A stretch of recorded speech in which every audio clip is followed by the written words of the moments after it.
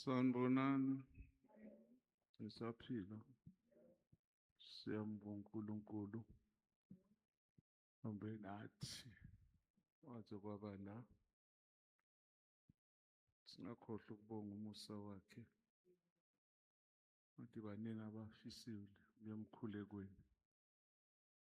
Abanye abakhona ukuvuka. Abanye bavinjwe isimo. Ngicela ukuthi before singene ezwini sisho lokubili singakubonga uNkulunkulu. Okokuqala indaba ye-tour. Ukuthi abazalwane bahambe bazikhiphe iyaphumelela.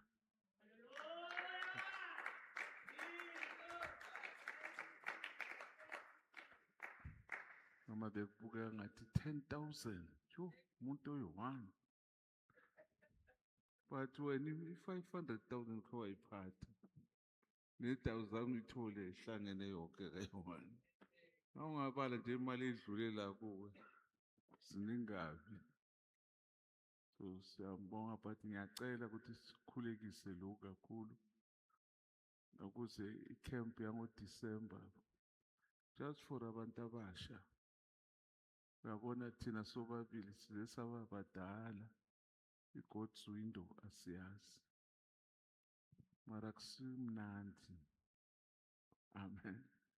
Manje-ke camp ya next year sihlanganise ukuthi 4 days sizoba secampini, 2 days siba ku-tour.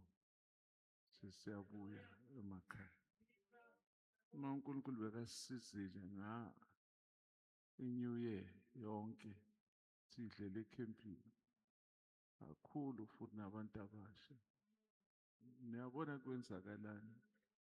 Buke kwangathi ibhodlela yilo elimpendulo. Siyakubonga lokho kakhulu. Okwesibili, kunabazalwana ababili bathathu bakhipha ama-50,000.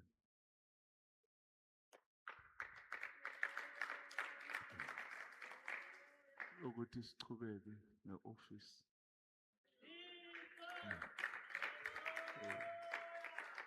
Ngicabanga isidina namuhla or kusasa ekuseni sizobe sifikile leviki iqala umsebenzi. Singavumi isitha singene phakathi. Ngoba mhlawumbe omunye bekayothi why laba bahambayo bangathathile imali bayifake ngapha. Sibaningi, uNkulunkulu uzosisiza. Amen. Bese thina sonke nongasebenzi sithenga amasimenti. Amen. Uzosisiza uNkulunkulu. Thina nje sibe nokuthula. Amen. Hallelujah. Sizochubeka ngawo umlayezo wokuthula. Singakhuluma ngawo ukuze ube 5 times. But ngicela sibambe lokho kubalulekile kakhulu ukuze thina njengabazalwane siphile naku-reality. Amen. Hallelujah. Singangena.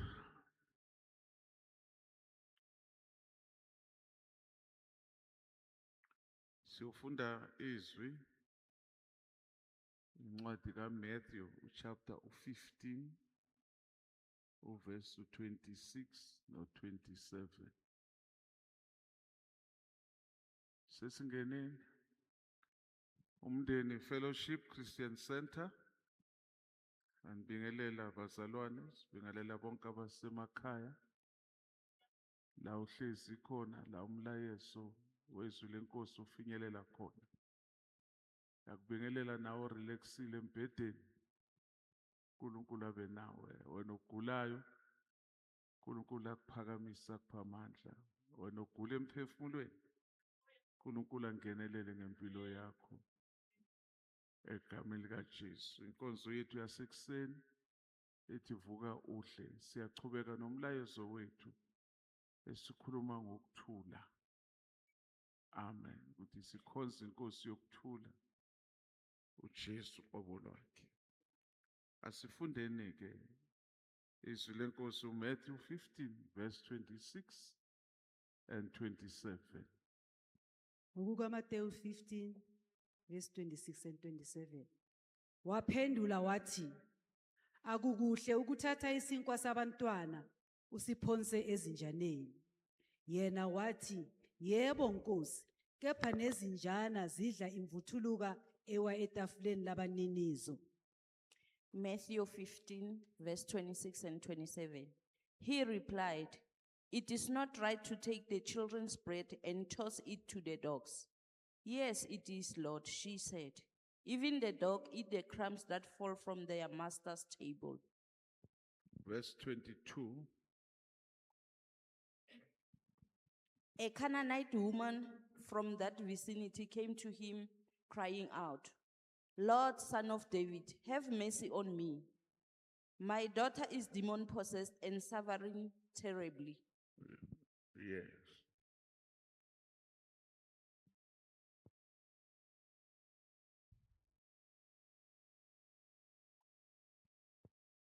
Alela bafunda ithini ngesizulu?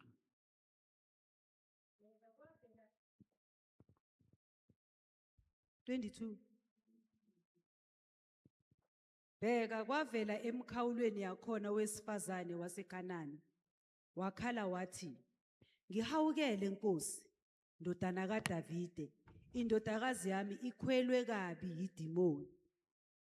Yes, ngihawukele. Nkosi. Nkosi, have mercy on me, O Lord. Ngihawukele. Amen.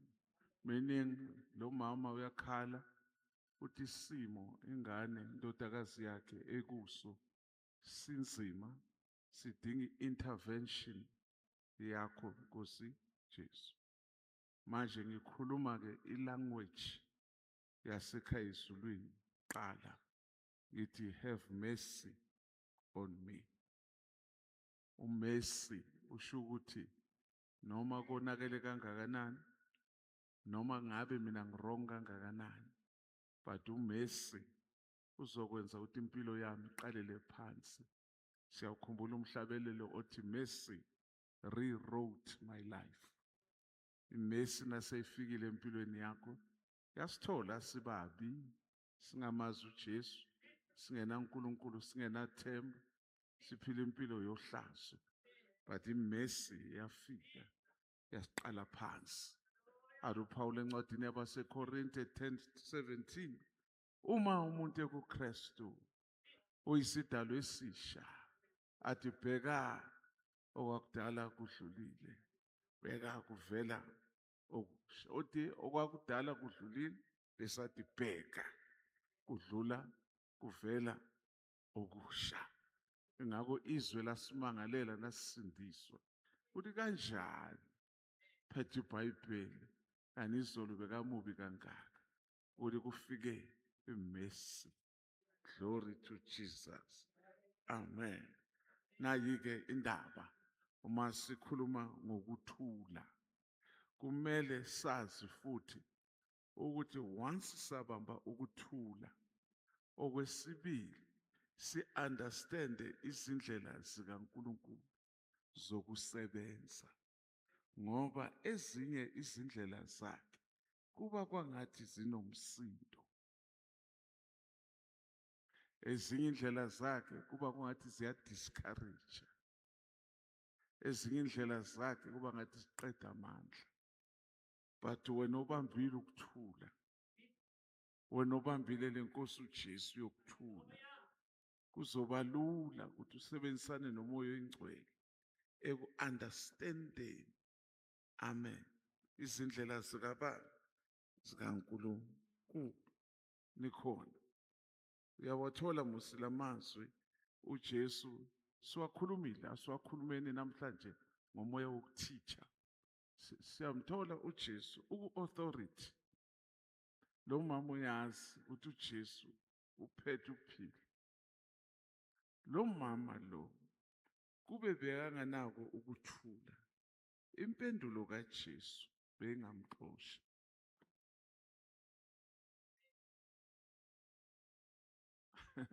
Baxoshwe yini abantu ngasikhathi emthonjeni wokuphila na? Baxoshwa ukuthi bamthole asemthonjeni oku-authority nakakhuluma amagama angasikahle. Baphakame baye kamanzi okuphuza. Bahambe bayoma bayofela ehlane. Lo mama ngathi uthi mina ngitholile imfihlakalo. Nginokuthula mina. Njengoba kunokuthula, ngizolandelela wonke amagama owashoyo. Ngiwasho ngiwaphendule ngokuthula. Akukuhle ukuthatha isinkwa sabantwana, kudla kwabantwana, ukwenzeni, ukunike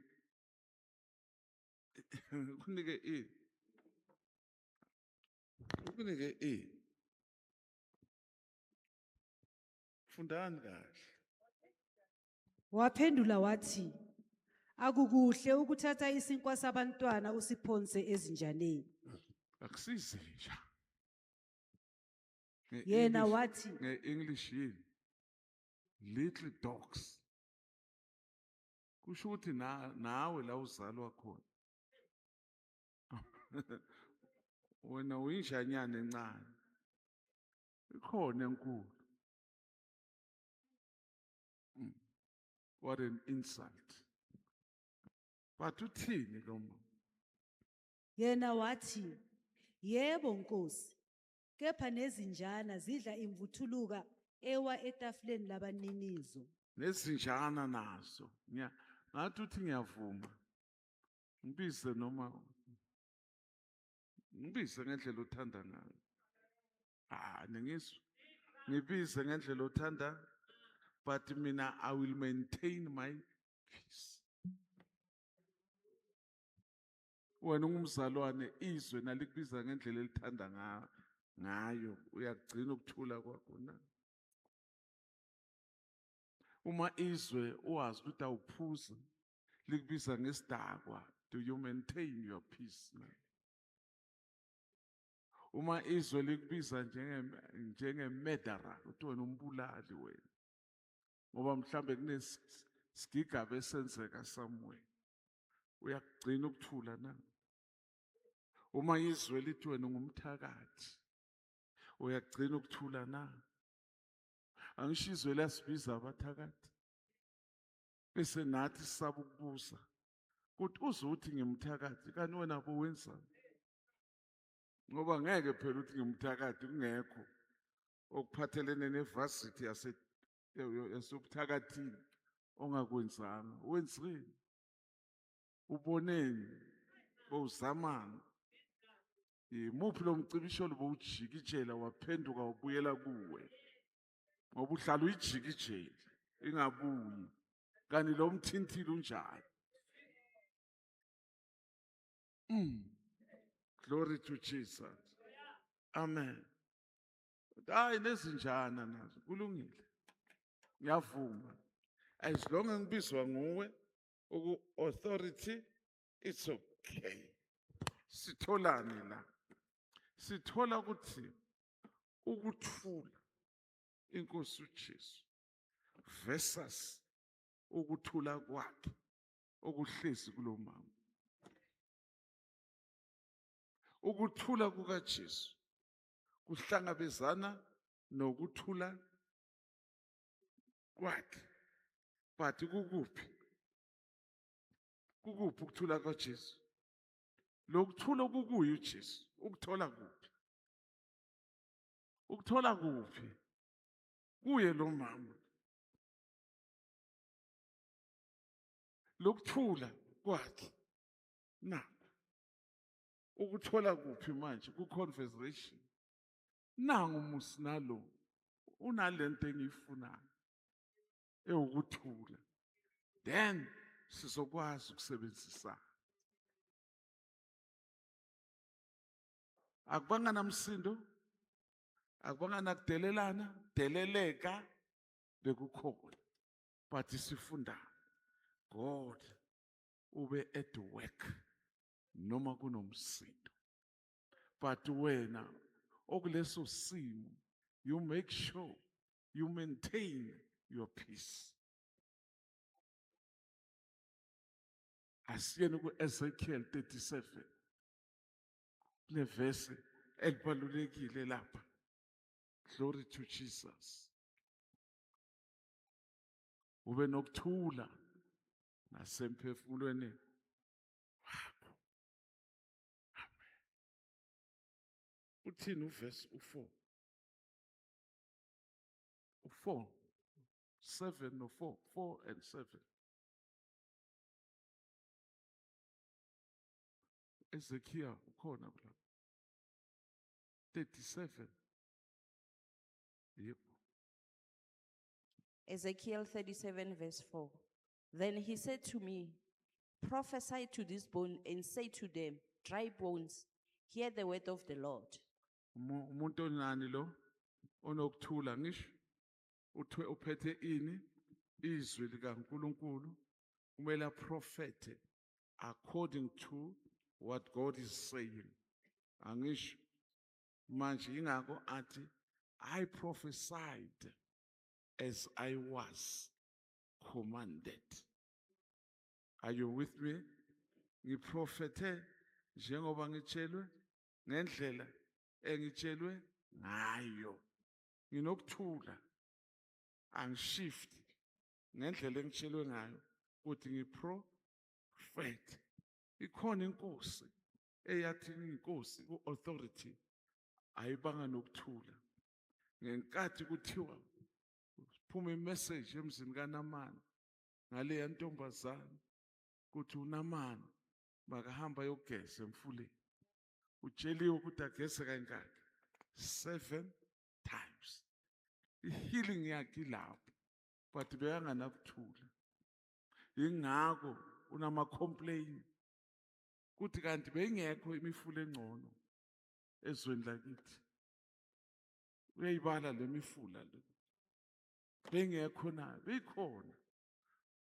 But uyambona ukuthi akana thula. Ufuna ukwenza izinto ngendlela yena afuna ngayo. Waba umzalwane. Ufuna uNkulunkulu aguqule izwi lakhe to suit your feelings and emotions.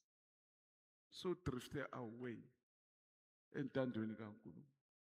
Yebo ezulwini uyaya. But ufuna uNkulunkulu enze ngendlela wena ufuna ngayo. Na uthi wena uthetheleli wena awuthetheleli. Iyakho le ndlela. Akusiya kaNkulunkulu. Yabantwana bakaNkulunkulu. Glory to Jesus. Abantwana bakaNkulunkulu. Angifisi ukukuthethelela. Angihaleli ukukuthethelela. But izwi liyangibopha. Uthi ngelilanga ngikhe ngathi mina ngilingisa uPaula. Akusayimina ophila. uKristu ophila kimi. Njengoba ephila kimi ngiyolingisela the commander ehleze empilweni yami.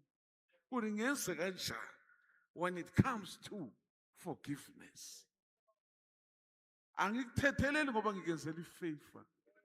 Kahle kahle ngizenzela mina ifavor. Ukuze ngigain ifavor kaNkulunkulu. Ukuze ngila uNkulunkulu azishaya isifuba. Athi marubani uyangilalela. Ngoba uyayazi le feeling ukuthi mnandi kanjani. Nami ku-area thize yelife uzwa amazulu azishaya isifuba. Noma after wenza imission ethize waqeda uzwa umoya ongcwele azishaya isifuba. Athi ubonga umoya ongcwele. Athi ngiyabonga ukuthi ungilalelile. Ngusongaka. Glory to Jesus. Amen. Siyathola ke manje uEzekiel wenzeni uprofethe ngendlela atshelwe ngayo. Fundani uverse 4. Benifunda uverse 1. Fundani u7.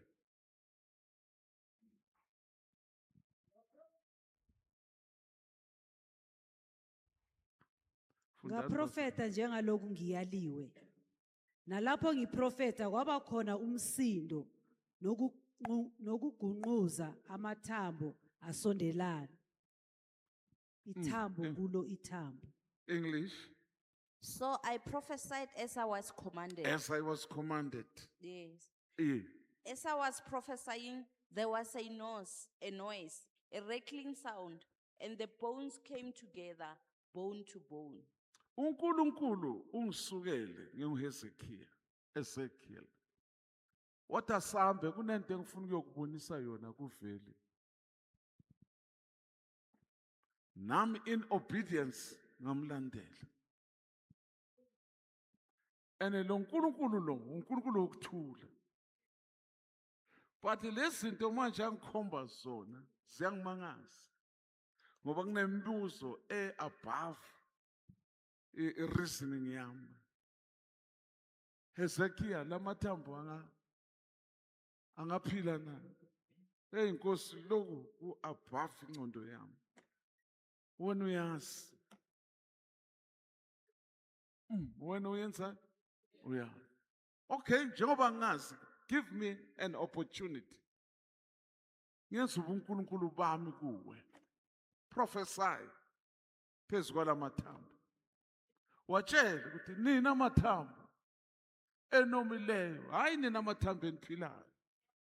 Njengomntwana kaNkulunkulu siyakhuluma nezimo ezifile. Nina amathambo enomileyo, zwanini izwi. Zwanini izwi. Back to creation. Izwani lento le umhlaba waba ku-existence ngayo. Izwi. Amen. Kwenzakalani? Nawo amathambo manje. Enzani? Number 1, kwaba nani? Kwaba nomsindo. Kanjani uNkulunkulu wokuthula? Angisukele kami. Angilethele umsindo. Asiyekele kami. Kanjani uNkulunkulu wokuthula?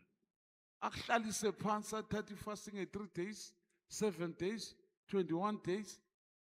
During isikhathi sale fasting kube nomsindo. Naba labantwana ukukhulekela ukuthi bazwane bayalo. And at this time inhlamba abathukana ngayo uyaqala ukuyizwa. Kuthi kanti abantwana bami bazondana kanje. Kanjani kanti angisho uNkulunkulu uwonginikela umsebenzi. Kanjani manje sekunomsindo kanti uvela aphi lo msebenzi? Ngize ngakhotha nezwi lakho ngijabulile. Ngathi every good gift comes from above. Manje lo msindo lo uvela aphi? And to my surprise, abangifake kulo msebenzi iba bangijikele. Labantu abangi-ashara lapha eminyango yibo bangijikele. Kanti uNkulunkulu onjani wena oletha umsindo? Kwaba nomsindo. Kwaba nani? Kwaba nani? Nge-English rattling. Kwaba nani nokushayisana.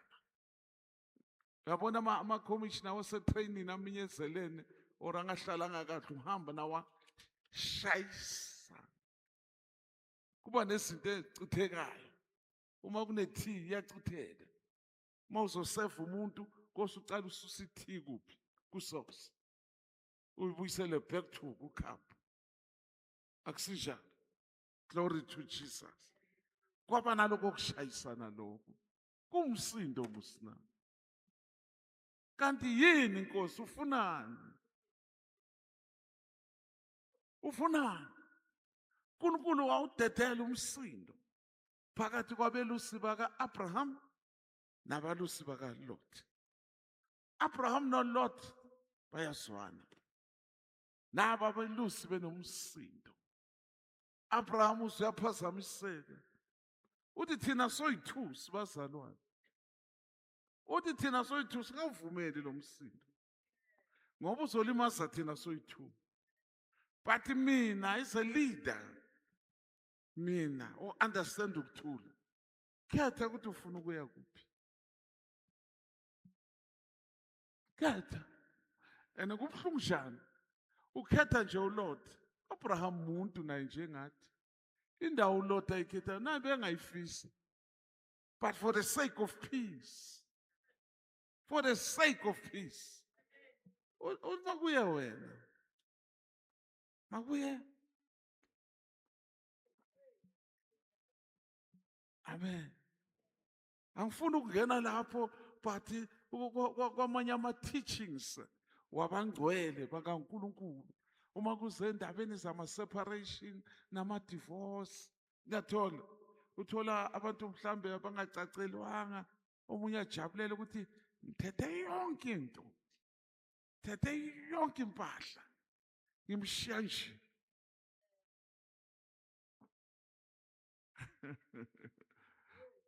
But othathelwe how I wish this morning, unoma ngabe wathathelwa iland, noma ngabe wathathelwa imoto, you make sure ungathathelwa ukuthula. Ngoba ukuthula kwakho yiko kuyokwenza uNkulunkulu asebenzele phezu kwe-restoration. And when my God esebenza ku-restoration, okubuyiswayo kungcono. Ungathathelwa i-micro oven, amen, uyithole 5 years later nge-restoration. Let me tell you the difference. The branding, the layer ehambile and the grade, whatever, funa legama. Amen. Yes, le yango-1970 i-micro oven ebayithatha, yango-1975 it is better, stronger. Ukhalela le enganagama. Angimazi uRussell Hope, angimazi, angifuni ukumazi, but ngijabulisa bomama. Leyo uzoyithola Russell Hope. Hey, now athanda ama-label bomama. Amen. Hallelujah. Anything empilweni yakho yakulahlekela, maintain your peace. Maintain your peace. Anything yakulahlekela empilweni yakho, maintain your identity. Hayi. Ukuthi walahlekelwa yini akusho ukuthi ulahlekelwe uJesu. Ukhe wezwa abantu bahleba, mhlambe bahleba ngawo, bahleba ngomuntu, umuntu lo muntu labahleba ngaye baba ukuthi ulahlekelwe man. Futhi akasenani. Kwangathi lo muntu nakezwa la khona. Kungaba seTexini. Glory to Jesus. Kungaba kuma celebration womshado. Bemhleba ngathi kumele hamba ye-restroom. Ayosibamba la. Athi baba ngiyabonga bakhulumile konke. But ukuthula kwami abakuthathanga. Glory to Jesus. Amen. Sibe nokuthula. Moya Oyingcwele uyayilwela indaba yokuthula.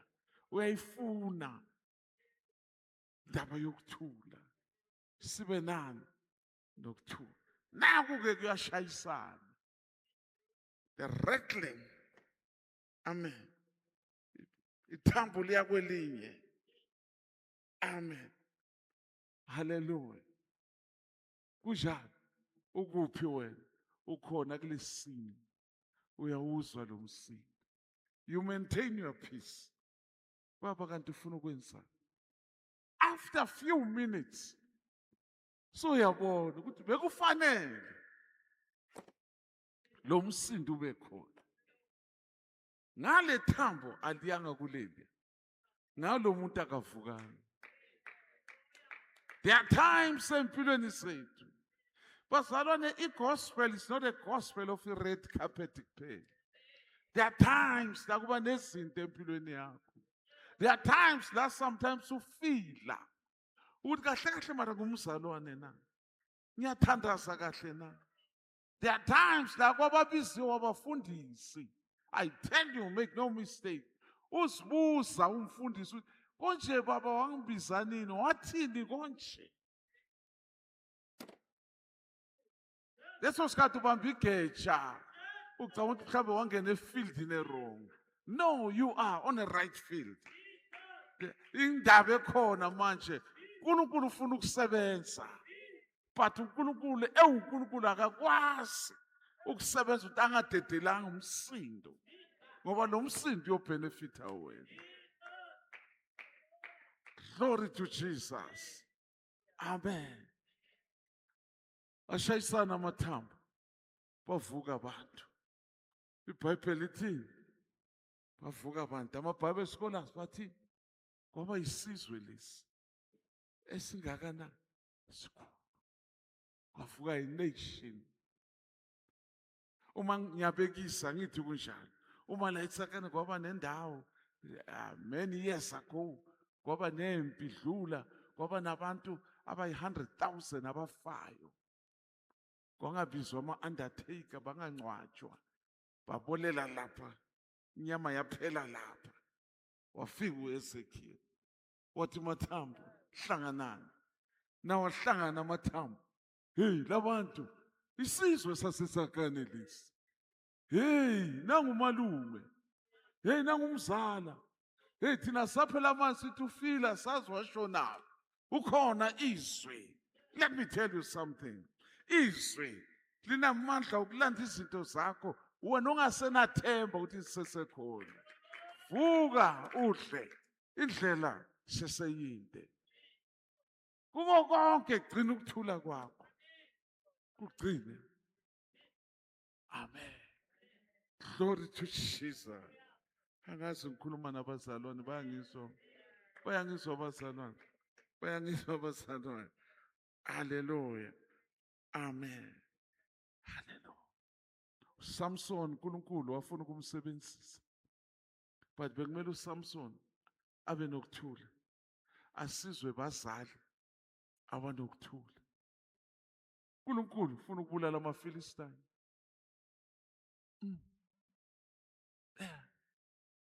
Chapter 14 uthini uNkulunkulu kuSamson? Chapter 13 or 14 ukhuluma naye ukuthi makayehlele emzini waseTimna. Ayufuna unkosikazi lapho. Nekhumbula? Uyayi uSamson uyofuna ubani? Asambeni sengiyaceda asambe uyofuna ubani? Uyambona? Waya wabona unkosikazi. Wabuye utshela abazali bakhe. Uthini? Uthi bona unkosikazi lapho cela ningithathele yena. Yes. Hallelujah. Angisho kudala namanje ngathi bekumele kube njalo. Sesihlulwa isimo nje. Insizwe eshelayo kumele involve abazali ekusheleni kwakhe. Anginandaba nabantwana usasibona. Amen. Glory to Jesus. Kwenzakalani ngoSamson? Yiphi le chapter shishisana? 14, 13. Samson ehlele eTimna. 14. Thanks. Ngenzela ukuthi ohleze ekhaya nawe nawufika ekhaya ufunde kahle. Uyayi Samson kuphi? eTimna, uyayibona intombi, uyabuya tshela abazali bakhe. Abazali bakhe kunamazwi. Funani lamazwi. Funani lamazwi. Ngifuna lezwi nathi nasilishumayele. Silishumayele right. Amen. Lithi lezwi leli. His parents did not know. Abazali bakhe abazanga ukuthi verse 4 cela simfunde chapter 14 verse 4. Oh now ngibhalile lo. Kepha uyise nonina babengazi ukuthi lokho kwavela kuJehova ngokuba wayefuna ithuba lokulwa namaFilisti. Lokho kwenzani? Kwavela kuJehova. Lokho kwavela kuJehova. And manje nangu uNkulunkulu. Khosa umsindo kule family. Ubaba nomama, they are not of the opinion.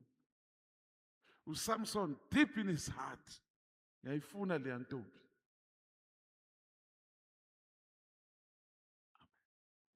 That is why sometimes siye sithi, hey, Samson naye ngokuphapha.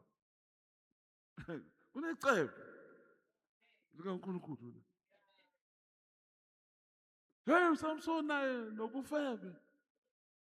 Angazi, mara ngikwazi kunecebo likaNkulunkulu. uSamson angaze ashiye wonke amantombazana ayothatha kunecebo. Lena lecebo linomsindo man.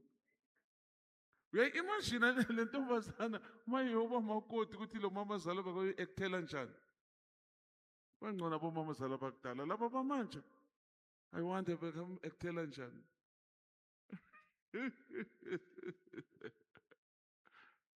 Kunecebo likabani. But lecebo likaNkulunkulu liletha confusion between the parents and the son. Kuwes. Kuwes. Chapter 16 uthini? Wayethimna. WayenaseGaza.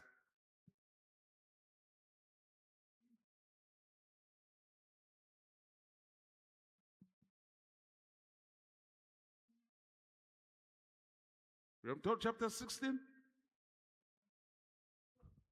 Khona ivesi elikhuluma ngendaba yalo mama ongase right. Mfundo ungase verse 1. 1. Uthini? One day Samson went to Gaza, where he saw a prostitute. He went in to spend the night with her. Wow. Why?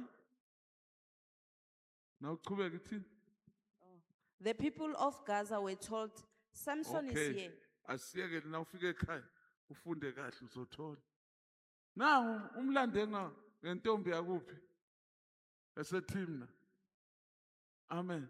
Abazali bayagoloza. Manje iliphi igama elisetshenzisiwe? Verse 1. Huh? uSamson waya eGaza wabona lapho isifebe wangena kuso. Bangakho abomama abanabantwana babafana abakhulile abalinda ukushada. Afike ngelilanga athi yazi mama ngale 11 ngibona isifebe.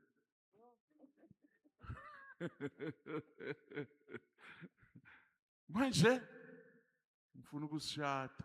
Ini? Sikhulumeni reality bayithi. Ekseni ngalosibili vuka udle indlela iseyinde.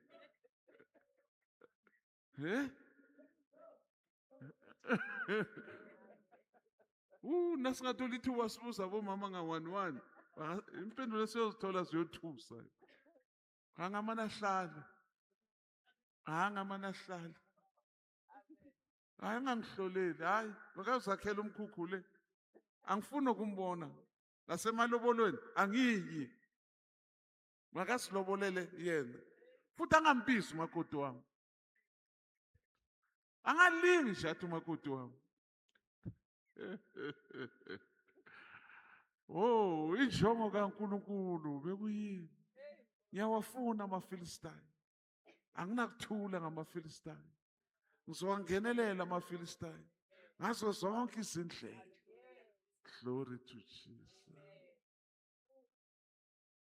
Cela ukugcina la zonke izindlela zakhe zinjani. Asihlabeleni lo mhlabelelo. Zonke izindlela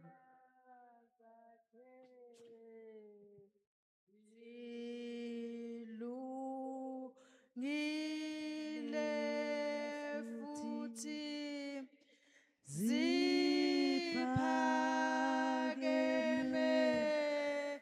ziphakeme, zingelinganiswe. Zonke izindlela, zonke izindlela zakhe zona zilungile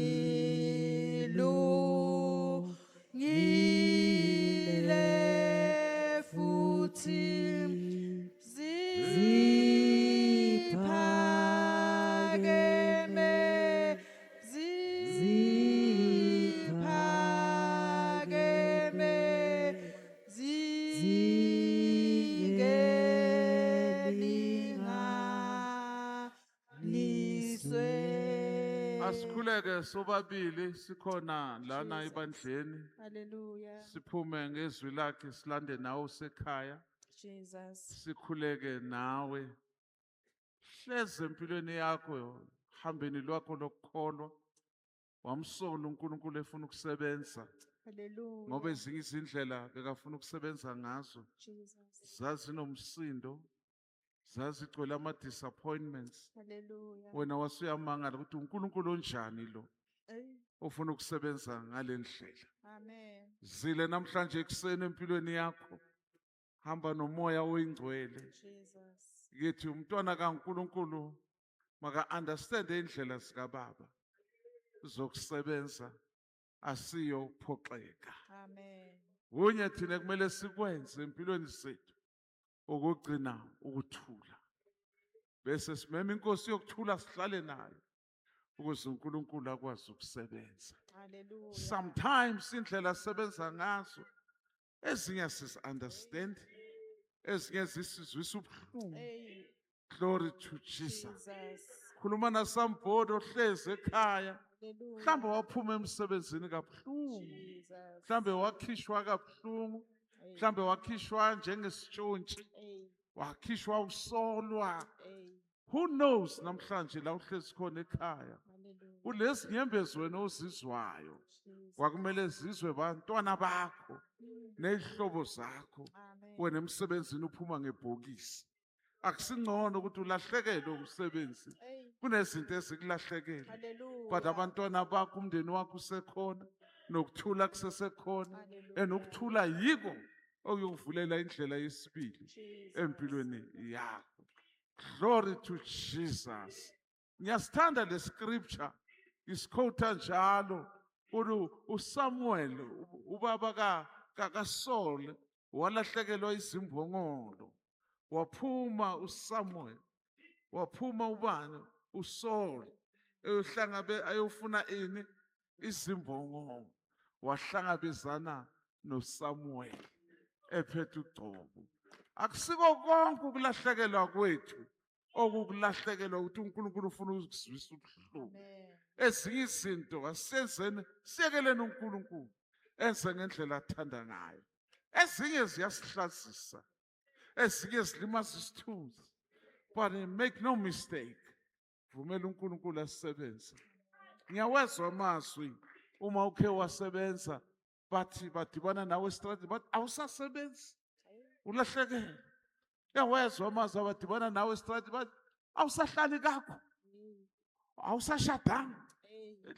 Tethela uNkulunkulu. Hallelujah. Awusenamoto kanti wena. Hey. Wawuhlala endlini enhle wena. Sowuhlala emkhukhwini. Tethela uNkulunkulu namhlanje. Vuka uhle. Indlela iseyinde. Kunye thina sicelayo ukuthi inkosi sipha amandla sigcine lokhu kuthula. Ngoba nasinalokhu kuthula yiko kuyolanda into zethu ezalahlekelwa. Mama unabantwana marabekho. Iba nokuthula. Amen. Bakhona marabekho abasusiza empilweni yakho. Ubakhulisile, wabakhulisa namanje usabakhulisa. Amen. Akukho lababonakala sebakhulile khona bazoba usiza empilweni yakho. Balahlekile, badedela uNkulunkulu. Amen. Ngesikhathi esifanele Jesus. bazobuya babe usizo, bazobuya baphile empilweni yakho. Asithandazeni babo ingcwele Baba oyingcwele. namhlanje ekuseni Namhlanje ekuseni, egameni likaJesu egameni likaJesu, siyazamkela siyazamkela izindlela zakho izindlela zakho, nendlela nendlela osebenza ngazo. osebenza ngazo. Sometimes Sometimes asi-understand asi-understand ukuthi kani uNkulunkulu ukuthi osebenza njani. osebenza Bathi njani. namhlanje ekuseni Kodwa namhlanje siyavuma, ekuseni, siyakho intando Siyakho ilungile. intando Ekuseni ilungile sithi ekuseni. zonke Sithi zonke izindlela zakho izindlela zakho zilungile Baba. zilungile. Yenza okuthandayo Yenza okuthandayo ngempilo zethu egameni likaKristu Egameni lika- uJesu Jesu waseNazaretha. waseNazaretha. Amen Amen. and amen and amen. Amen. Glory to Jesus.